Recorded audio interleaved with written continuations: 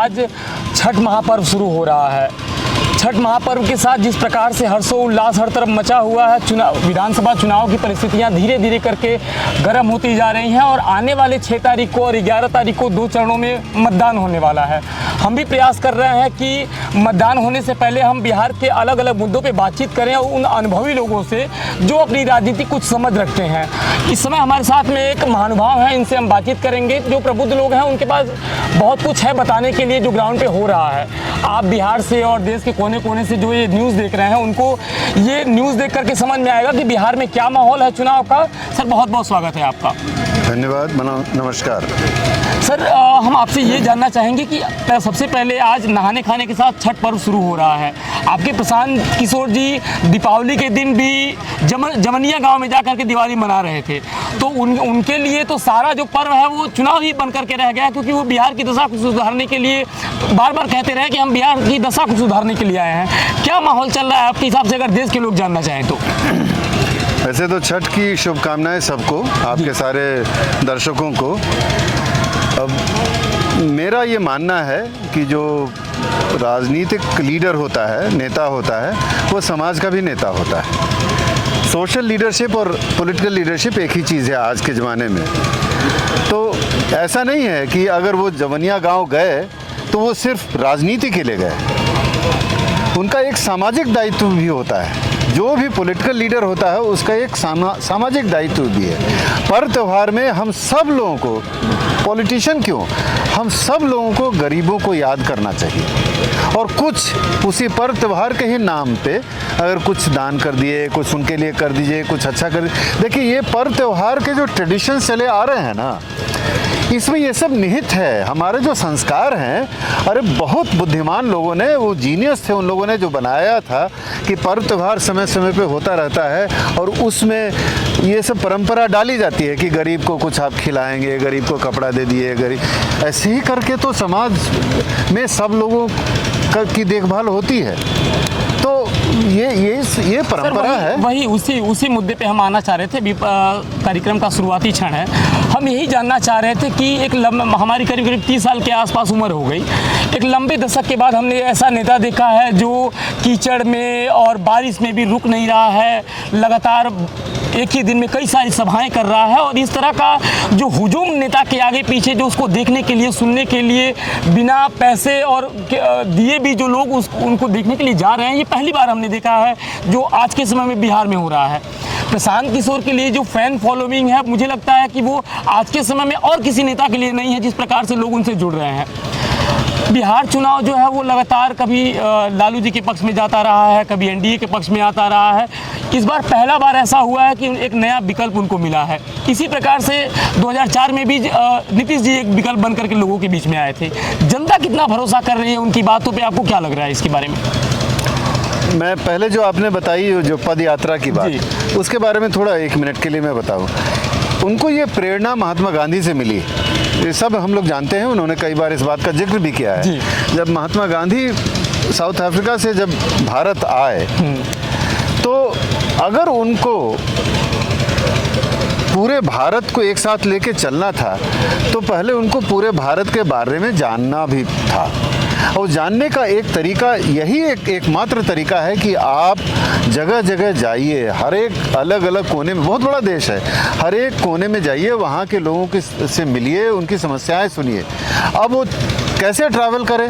अगर कोई हेलीकॉप्टर से करेगा, खैर उस समय तो हेलीकॉप्टर नहीं था, तो महात्मा गांधी, आपने पढ़ा होगा या देखा होगा एक जो उन पे सिनेमा बनी थी कि कभी ट्रेन की छत पे बैठ के, कभी थर्ड क्लास के बोगी में बैठ के, कभी किसी बैलगाड़ी में बैठ के गांव घूमते रहे। कभी कई साल उन्होंने लगाए, पूरे देश के अलग अलग कोने में जाकर लोगों से मिले, उनकी समस्याएं सुनी, तब न जाके वो पूरे भारत का एक तस्वीर उनके सामने आई।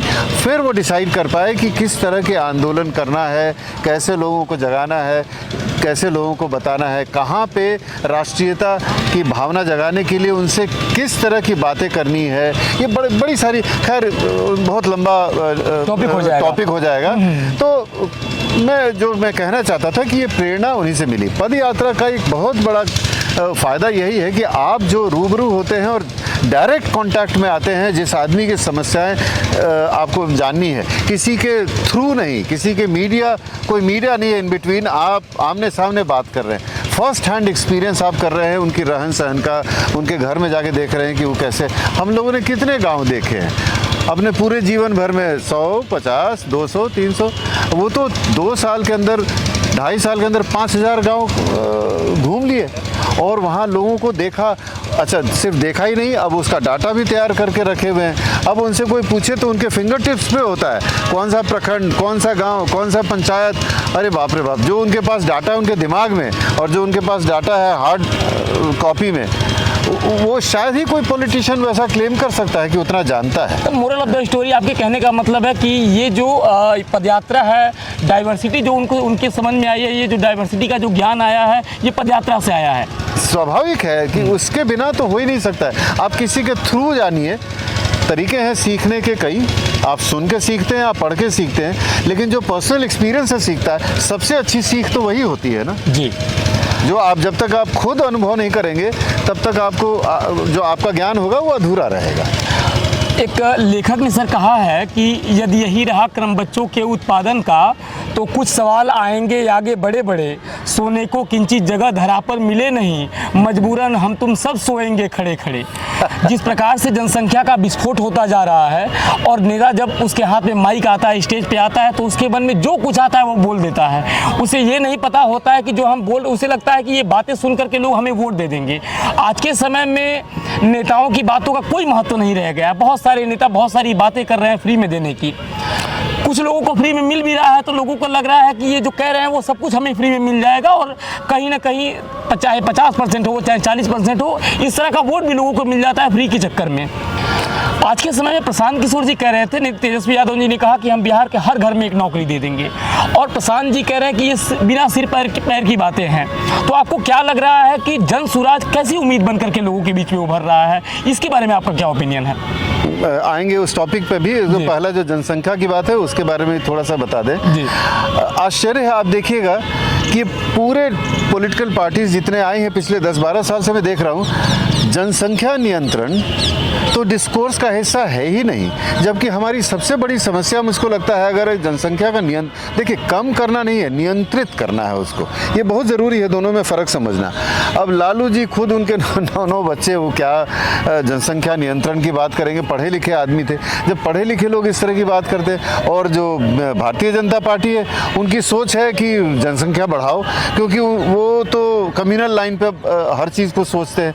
तो घुमा फिरा के हो ये रहा है कि चाहे ये देश जीडीपी के मामले में कितनी भी तरक्की कर ले, लेकिन हम डेवलप्ड कंट्री नहीं बन सकते हैं, चाहे कितना भी सुनहरा ख्वाब लोग दिखाते रहें जनता को। जनता गरीब है, ज़्यादा कुछ समझ नहीं पाती है। लेकिन याद रखिएगा, जिस प्रदेश ने with in the country only, जिस प्रदेश ने अपनी जनसंख्या पे नियंत्रण किया, तो वो देश आज बहुत कर रहा है, काफ़ी हमसे आगे है। केरला का उदाहरण है, और जहाँ जहाँ शिक्षा हुई वहीं जनसंख्या नियंत्रण हो पाई। तो देखिए, उससे निकली एक बात कि आपको शिक्षा बहुत ज़रूरी है अगर आप चाहते हैं जनसंख्या का नियंत्रण करना। और वही हम बार बार कहते हैं कि भाई शिक्षित करो, शिक्षित करो, शिक्षित करो। बिना उसके तो आप कुछ कर ही नहीं सकते हैं, ये संभव नहीं है। चाहे कितने हाईवे बना दीजिए, कितने ब्रिज बना दीजिए, अगर आपने अपनी जनसंख्या को शिक्षित नहीं किया तो आपका कल्याण संभव नहीं है, समाज नहीं आगे बढ़ सकता है। ये तो हुई जनसंख्या की बात। अब अगला तेजस्वी जी नौकरी की बात कर रहे थे कि हम हर घर में नौकरी दे देंगे, इस पे थोड़ा सा अगर हम चाहे ओपिनियन आप दे सके तो मजाक है। अब और क्या कर, प्रशांत जी को बोलने की जरूरत नहीं है। ये तो बहुत सिंपल अरिथमेटिक है कि 3 लाख, लगभग 3 लाख परिवार है, कहते हैं हर परिवार को एक हम सरकारी नौकरी देंगे। आश्चर्य है। तो इसका मतलब 25 लाख जो नौकरी ऑलरेडी है, करीब 3 करोड़ परिवार, सॉरी 3 करोड़, 3 लाख बोल दिया, 3 करोड़ परिवार है, उसमें 25 लाख नौकरी सरकार की ऑलरेडी है। अब हाँ, तो उसको घटा दीजिए तो लगा 2 करोड़ 75 लाख नौकरी। आप कहाँ से लाएंगे भाई 2 करोड़ 75 लाख? और मान लीजिए आप देते भी हैं, मान लीजिए सबको कर दिए कि हम सरकारी नौकरी सबको हर एक परिवार में दे दिए, तो क्या सैलरी देंगे उनको? 10,000 देंगे। आजकल 10,000 की तो मजदूरी मिलती है, मजदूरी करने के लिए हमारे यहाँ से मजदूर पलायन करते हैं 10-12,000 की। तो आप क्या क्या क्या सोचे हैं आप? 20,000, अब 20,000 एक व्यक्ति को दे रहे हैं, 20,000 इंटू 12 महीने हो गया 2,40,000, 2,50,00,000 इंटू आप जोड़ के देख लीजिए। उनको तो शायद नहीं मालूम उतना अरिथमेटिक, उतना पढ़े लिखे नहीं है, वो किसी से अपने असिस्टेंट से कहें कि जोड़ के देख लेंगे कितना। अरे 4 लाख करोड़, 5 लाख करोड़, आपका बजट है 3,16 करोड़, कैसे संभव है? तो ये तो नहीं, मुझको बोलने दीजिए, ये सिर्फ मजाक नहीं है, ये धोखा है, ये आप अपराध कर रहे हैं। अगर आपको सही बात मालूम है, अगर सही बात मालूम है और फिर भी आप ये बोल रहे हैं, तो इसका मतलब ये अपराध है। आप गरीब इनोसेंट जनता को बेवकूफ़ बनाने की कोशिश कर रहे हैं। और अगर आपको नहीं मालूम है, आप नहीं ये जोड़ सकते हैं, तो आपको कोई अधिकार नहीं है पॉलिटिक्स में रहने का। और लीडर ऑफ अपोजिशन हैं, अभी अपने आप को चीफ मिनिस्टर घोषित करा दिए। या तो आप बहुत भारी मूर्ख हैं, या तो आप लोगों को मूर्ख बना रहे हैं। दोनों केस में ये बहुत गलत बात है। सर, हमने एक इंटरव्यू किया था गुजरात विधानसभा चुनाव में, हम थे वहाँ के मुख्यमंत्री शंकर सिंह वाघेला का। तो उन्होंने कहा था कि लीडर अब रह नहीं गए हैं, बिलो स्टैंडर्ड जो नेता हैं वो रह गए हैं। नेता का मतलब होता है कि हु लीड द पीपल, जो जनता की अगुवाई करे वो नेता है। तो अगर बिहार के लोग आपको देख रहे हैं, देश के लोग देख रहे हैं, तो वो जानना चाहेंगे कि एक्चुअल ज़मीन पे अभी मुद्दा है क्या, जिस मुद्दों पे चुनाव चल रहा है वो मुद्दा, ज़मीनी मुद्दा क्या है? स्वर्गीय श्री वाघेला जी नहीं, अभी है शंकर सिंह वाघेला की बात कर रहे हैं। शंकर सिंह वाघेला जी मुख्यमंत्री रहे हैं। नहीं, एयर क्रैश में जो मारे गए वो कौन? नहीं, वो तो दूसरे थे वो। विजय रूपानी जी की आप बात कर रहे हैं। शंकर सिंह वाघेला का हमने इंटरव्यू किया था मुख्यमंत्री हाउस में, वहीं पे गांधीनगर में, और उन्होंने कहा था कि अब जो है वो जमीन पे नेता नहीं बचे हैं। हजारों लोग मर जाते हैं और नेता जाता है चश्मा लगाकर, टोपी पहन करके, और घड़ियाल के आंसू रोता है, लेकिन उसके अंदर दिल में कोई तड़प नहीं होती है उसके लिए। इसी प्रकार का जो नेता है उनकी कोई छवि नहीं रह गई है। हम ये जानना चाह रहे हैं, जब हम जाते हैं किसी से बात करने, तो हम चाहते हैं कि जो हमारे व्यूअर हैं, जो लोग इंटरव्यू को देख रहे हैं, ये आज के 100 साल बाद भी अगर हम या आप रहे या ना रहे, इंटरव्यू जो है वो वहीं का वहीं पड़ा रहेगा। तो लोग अगर 2025 के न्यूज़ को देखना चाहें, 2025 के विधानसभा चुनाव को समझना चाहें, तो वो जाके देखें तो उनको कुछ एक्चुअल बातें मिले जो ज़मीन पे हो रही हों। तो हम आपसे जानना चाहते हैं कि अभी विधानसभा चुनाव में क्या मुद्दा चल रहा है, अगर लोग आपसे जानना चाहें तो।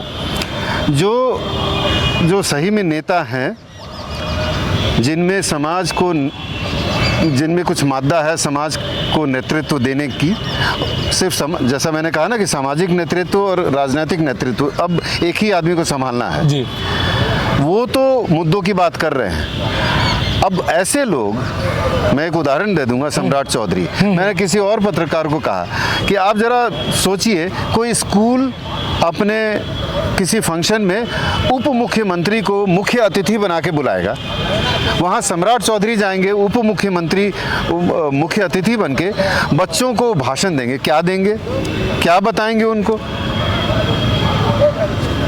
अब ऐसे नेता, और अब तो बच्चे को मालूम है, यही हम लोग चाहते भी थे कि जनता को मालूम हो कि देखिए ये आपके नेता हैं जो आके यहाँ बड़ी बात करते हैं और खुद अपराध में लिप्त थे।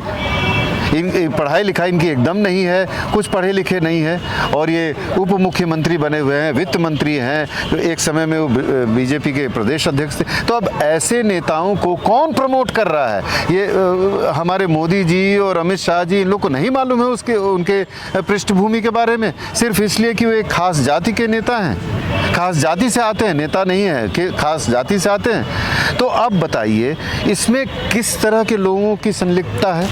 सिर्फ उसी की गलती नहीं है या उन्हीं की गलती नहीं है, ये तो गलती है पूरे तंत्र की। ये जो राजनीतिक तंत्र है, इन लोगों ने क्या किया है ना, कोशिश ये की है कि कोई दूसरे फील्ड से कोई दूसरा आदमी इसमें घुसे ना, इसको इस तरह से घेर के रखो, एक आवरण बना के रखा है कि ये पॉलिटिक्स है। और जानबूझ के ये बताते हैं लोगों की, अच्छे लोगों की को आने की जरूरत नहीं है, ये तो दलदल है, ये तो कीचड़ है, ये इसको तोड़ना होगा हमको। इसीलिए ना प्रशांत किशोर जी कहते थे, जन स्वराज कहता है कि हम समाज के दूसरे वर्गों से अच्छी छवि के लोगों को लेकर आएंगे, जो कभी राजनीति में नहीं थे पहले, हम उनको लेके आएंगे, उनसे कहेंगे कि आइए इलेक्शन लड़िए और प्रदेश चलाने में, गवर्नेंस में मदद कीजिए।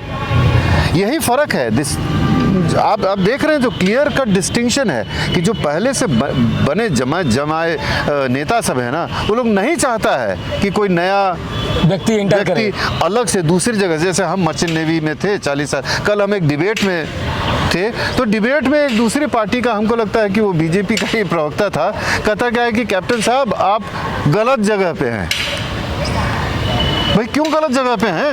हम क्या सबसे बड़े मूर्ख हैं यहाँ कि उसके अनुसार हम गलत जगह पे हैं? नहीं, राजनीति का ठेका क्या किसी व्यक्ति ने लिया? वही बात है, यही तो हम कहना चाहते हैं कि उन लोगों ने क्या किया है ना कि इसको एकदम एक क्लोज सर्किल बना दिया है। और मैं दूसरे आपके साथी से कह रहा था कि ये जो एक गठबंधन ये है और एक गठबंधन ये है, they both feed on each other. मतलब कि ये रहेगा जैसे दिन है तो रात है और रात है तो दिन है।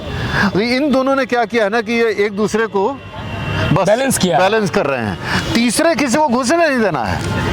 आप देखिएगा जहाँ कोई तीसरा आता है तो ये दोनों मिल जाते हैं। हम कई सारे डिबेट्स में जाते हैं तो जहाँ हम देखते हैं कि जनसुराज वाला आया ना तो आरजेडी और बीजेपी और जदयू सब के सब हम पे पिल पड़ते हैं, हमला करते हैं। तो ये देखिए किस तरह का कॉन्स्पिरेसी है। जनता को ये सब बात समझनी पड़ेगी। और ये एक अच्छी बात जो प्रशांत जी बोलते हैं कि जनता से ये बोलते हैं कि ये अच्छे आदमी को जिताइए। एक कोई प्रोफेसर है, कोई टीचर है, कोई ब्यूरोक्रेट रहा है, अच्छा कोई पुलिस सर्विस से आया है, कहीं से भी आया है, चाहे सैनिक था, उसको जिताइए। एक अच्छा आदमी को आप इलेक्शन में हरा देते हैं तो 10 अच्छे आदमी का मनोबल टूट जाता है। Definitely sir. फिर नहीं आएगा वो कि बस देखो ये तो इतने अच्छे आदमी थे, इलेक्शन लड़ने गए तो इनको कोई वोटे नहीं दिया। अरे भाई क्यों नहीं वोट दे रहे हो तुम? क्या तुमको लगता है वो कहेगा ना इनसे राजनीति नहीं चलेगी? राजनीति में तो पैर घिसना पड़ता है, कुर्ता फाड़ना पड़ता है, तो ये है तो वो तरह तरह के स्टीरियोटाइप बना के रखे हुए लोगों ने। कैप्टन साहब वही हम जानना चाह रहे हैं कि आपको लग रहा है क्या कि इस बार जो चुनाव है वो जाति धर्म संप्रदाय से ऊपर उठ करके होने वाला है? बहुत हम लोग को लगता है, अंदर से एक फीलिंग लगती है, इच्छा तो है कि ये ऊपर उठे और ऐसा लगता है कि लोग हमारी बात बहुत ध्यान से सुन रहे हैं। उनके देखिए उनसे अगर आप कहिए ना कि ठीक है 30-35 साल की अपनी पुरानी जो है ना वो बातें याद करो और देखो कि तुम्हारे जाति धर्म के नाम पर वोट देते कई बार दिए हो, उससे कुछ फायदा हुआ भी है। अरे कुछ लोगों का होता है, एक परिवार के कुछ लोगों का और उनके आसपास के लोगों का। जनरल जात का मान लीजिए उस जात में 10 लाख लोग हैं तो उसमें मुश्किल से कुछ 100 लोगों का फ़ायदा होगा, बाकी सब तो वैसे के वैसे ही रहते हैं। तो वो फ़ायदा तो ऐसे भी होता है, चाहे किसी की भी सरकार बने। आप में अगर टैलेंट है तो जात फिर बाधा नहीं बनती है। आप लगातार सत्याग्रह देख रहे हैं और हम प्रयास कर रहे हैं, कैप्टन साहब हमारे साथ में हैं और हम प्रयास कर रहे हैं कि आपको बताएं कि बिहार में जो चलने वाला चुनाव है वो किस प्रकार से धीरे धीरे करके आगे बढ़ रहा है। सबसे बड़ी बात कि आपको मतदान का प्रयोग करना है, कैसे करना है, अपनी बुद्धि से करना है, किसी के बहकावे में नहीं आना है, किसी के पैसे के प्रलोभन में नहीं आना है, मांस और दारू के चक्कर में आकर के वोट नहीं करना है। और सबसे बड़ी बात कि राजनीति सिर्फ आपके लिए नहीं है, आप चले जाएंगे, आपकी आने वाली जो पीढ़ियां हैं उनका जीवन खतरे में ना हो जाए, इसके लिए एक उनको अच्छा भविष्य मिले, एक अच्छा वातावरण मिले और वो यहाँ पे सर्वाइव करें, इसके लिए चुनाव में आपको वोट करना है। कैप्टन साहब ये अंतिम दौर है इंटरव्यू का और हम आपसे यही जानना चाह रहे थे कि प्रशांत किशोर जी की सारी बातें एक तरफ हैं, लेकिन जो और हम ग्राउंड पे हैं और ग्राउंड पे बहुत सारे लोग मिलते हैं, हमको बहुत सारी बातें भी बताते हैं, उसके बारे में हम वो बोलते हैं कि प्रशांत किशोर जी बहुत लंबे समय तक नहीं चलेंगे, इनको खतरा भी हो सकता है क्योंकि ये लोग बर्दाश्त नहीं कर पा रहे हैं उनकी बातों को। इन सब बातों को लेकर के प्रशांत किशोर जी कहते हैं कि हम किसी से डरते नहीं हैं, हमको किसी से डर नहीं है। राजनीति में ये जो बड़ा उलटफेर आया है 2025 में, इसका किसी ने उम्मीद नहीं किया था और लोगों को लग रहा था ये जब पदयात्रा में शुरू हुए तो लग रहा था कि 6 महीने में 1 साल में ये बंद कर देंगे। ये दायरा बढ़ते बढ़ते एक नई पार्टी बन करके और करीब करीब 2 करोड़ लोगों का एक बड़ा जन समुदाय अभी जुड़ चुका है। आने वाले 6 तारीख को 11 तारीख को वोट पड़ना है। अंतिम दौर में आप लोगों से क्या कहना चाहेंगे, उसके बाद हम सर समाप्त करेंगे। जनता से तो हम यही अपील करेंगे कि अगर आपको ऐसा लगता है कि कोई वेस्टेड इंटरेस्ट या कुछ इस तरह की तत्व जो हैं जो प्रशांत किशोर जी को रोक रहे हैं या उनकी विचारधारा या उनके जो बातों को नहीं सुनने देना चाहते हैं, तो उनको प्रोटेक्ट करने की भी जिम्मेवारी आप ही की है। आफ्टर ऑल प्रशांत किशोर जी कुछ अपने लिए तो कर नहीं रहे हैं, वो एक नई विचारधारा, एक नया फोर्स यहाँ पे पॉलिटिकल फोर्स बना रहे हैं। तो वो उसके पीछे का मकसद क्या है? वो चाहते हैं कि बिहार की तरक्की हो, बिहार एक अच्छे राज्यों में गिना जाए। तो उनको, अगर आपको लगता है कि उनको खतरा है, तो उनको उनकी रक्षा की भी जिम्मेवारी आप ही पर है। आप वोट दीजिए, वोट दीजिएगा तो यही उनकी रक्षा की गारंटी होगी। आप बात, अगर उनकी बात आपको अच्छी लगती है तो फिर वोट देने से अपने को क्यों रोकना है? आप निर्भीक होकर वोट दीजिए, देखिए वो निर्भीक होकर काम भी करेंगे आपके लिए। हम सब कटिबद्ध हैं, कृत संकल्प हैं कि बिहार को एक डेवलप्ड स्टेट बना ही देना है, अगर आप लोग का सहयोग मिले तो। कैप्टन साहब बहुत बहुत धन्यवाद, आपने अपना समय दिया। आप सभी बने रहे सत्याग्रह के साथ, आपको लगातार बहुत सारी खबरें मिलने वाली है बिहार चुनाव से, तो न्यूज़ में बने रहने के लिए चैनल को सब्सक्राइब करें। बहुत बहुत धन्यवाद आप सभी का। Thank you. नमस्कार। नमस्कार। Thank you.